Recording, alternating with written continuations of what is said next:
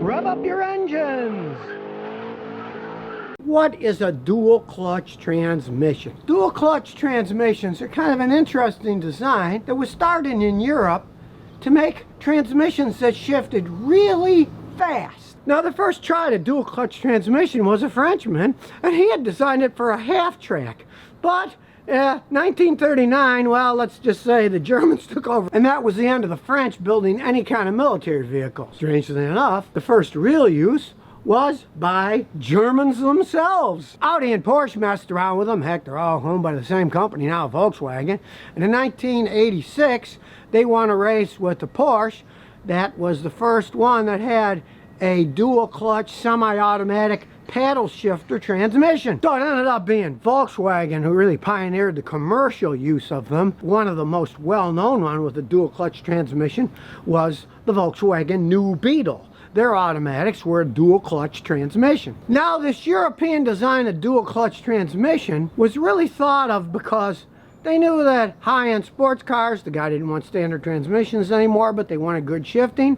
So they decided to have a system where either the computer automatically operates the clutches inside the dual clutch transmission, or you use those little paddle shifters to shift gears when you want. Now, these transmissions can be operated in a fully automatic mode where you just have it in gear and the computer decides when to shift from one gear to the next, or you can override it manually with the paddle shifters. The thing is, a computer can shift faster and more accurately than any human being can. A professional Grand Prix race driver can't shift as efficiently as a computer can. I mean, that's just the way it is. They like leaving the paddle shifters in, so people in their rich luxury cars can drive around, pretend that, you know, they're really a great driver, when in reality, the computer would do a better job than they do anyway. Take the fancy BMW dual clutch transmission in their high-end cars. They can consistently upshift in 60 milliseconds. So they're really fast, but at the same time, any modern dual clutch transmission, being computer controlled, can be set up to work in a variety of ways. So let's say you put it on the economy mode. Well, that thing is going to get better gas mileage as a dual clutch automatic transmission than you ever will in a standard transmission, because the computer sets up so you get the best gas mileage. And some of these systems have 4 or 5 different settings, so you can drive it anywhere you want, and the computer does all the work, and it's going to do it a lot more efficiently than a human being can, either for gas mileage or for efficiency of speed to get the best track times. So it's one of these things, you can either switch it to a sport experience, some of them have a track one so they're really revved up, or you can go to the paddle shifter and start shifting it yourself if you're mind to do that. They'll have some interesting upsides, these dual clutch transmissions, but on the other hand, man alive, they got 2 really big disadvantages. The first is they're a lot heavier than the normal transmissions. You got that weight and a size, they gotta fit in, and they're making cars smaller and smaller. That's a problem, but the real big one is they are super expensive to build. Most things it's a $2,000 or more extra because it costs a lot more to build them, and they are uber more expensive to repair when they break, and man, they break down quite a bit. If you remember me talking earlier about the Volkswagen Beetle, the new Beetle that came with the dual clutch automatic transmission, I've had customers with those. That was one of the worst ever put in a car.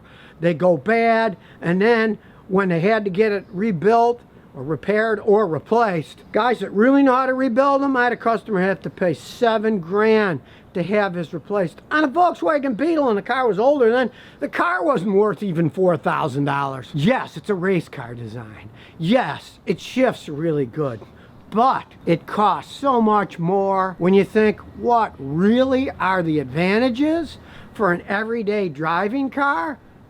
It's not something I'd plop my money down for. In 2018, dual clutch transmissions were an 8.5% of the cars shipped globally, but only 5% in the United States, so it isn't that many in the United States. And some of it's cost, people want to pay more. Some of it, people aren't used to the way that they run, especially in the lower end cars. They just don't like the feel. They do tend to be slushier at lower speeds and driving around in town.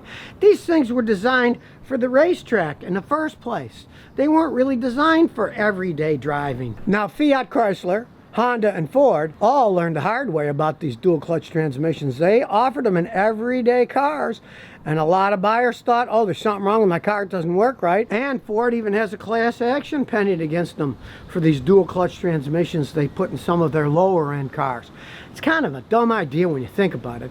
These are designed for high-end race cars. Why on earth would we be putting them into lower end cars like Volkswagen new Beetle and the lower end Fords? I mean, it just doesn't make sense to me. And as a professional mechanic myself, and my customers that had them and had problems, I would never buy one. I wouldn't advise somebody to buy one like that. Why do you want a dual clutch transmission that's got all this extra complexity in it just so, oh, you can say you've got a fancy car that can go real fast, and it really doesn't make any sense to put it in the smaller cars like the Volkswagen Beetles. Well, they don't make the Beetles anymore anyway, so that ended up as a failure. Let's face it, anybody who knows cars knows Chryslers had more problems with automatic transmissions over the last 50 years than anyone else. Why on earth would you want to buy a Fiat Chrysler product that has a dual clutch transmission? It's sort of like a total recipe for disaster. Now, maybe years and years ago, like in 1986, when Porsche was messing around with the first ones that they were putting in cars people were actually driving around in, back then the automatic transmissions were a little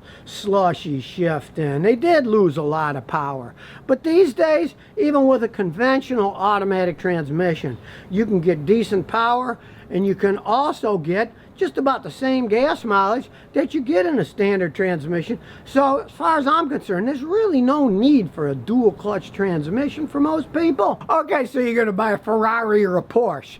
Yeah, well, you're throwing money away then anyway, so you want to have this ultimate performance, you know, go right ahead. Just realize what it's going to cost, and also realize that, well, the paddle shifters are actually kind of a joke, because, oh, you're shifting with the paddle shifters. If you really want to go fast, let the computer do it, because the computer's going to do a better job than you do. That's been proven in the test tracks already. But if you like shifting the car yourself, heck, get a standard transmission. They're so much simpler, and the things just don't break down like these dual clutch transmissions do. And if you want better gas mileage, you just shift into higher gear faster. And if you want more power, you just keep it in the lower gears longer to rev the engine up more. You know, you don't need a fancy dual clutch transmission that costs more, that weighs more, and man, when it breaks down, it's going to cost a fortune to repair. So now you know a little bit more about dual clutch transmissions and why you probably would not want to own a car that has one. So if you never want to miss another one of my new car repair videos, remember to ring that bell.